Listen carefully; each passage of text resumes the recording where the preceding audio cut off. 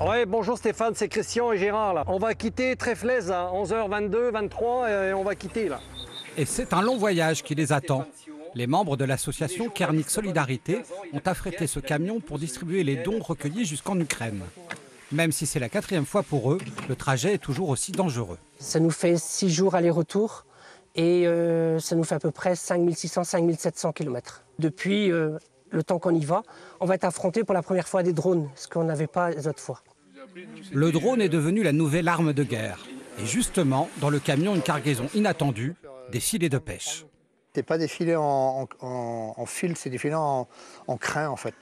Ces nablas vont être redétendus et posés sur des perches pour tout simplement piéger, comme nous, piéger les poissons, piéger les drones sans les abîmer. L'idée, utiliser des filets de pêche pour contenir et retenir les drones russes. La solidarité des gens de mer a fonctionné. Plus de 100 km de nappes ont été collectés. Le fait aussi cette année de se mettre en cheville avec le comité des pêches, pour nous, ça fait chaud au cœur, c'est exceptionnel.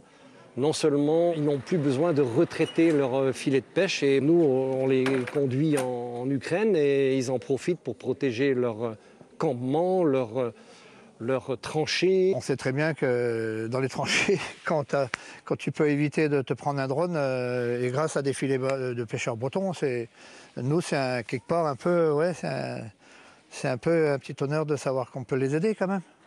Le collectif de Tréflez est bien décidé à continuer d'approvisionner les Ukrainiens en matériel nécessaire.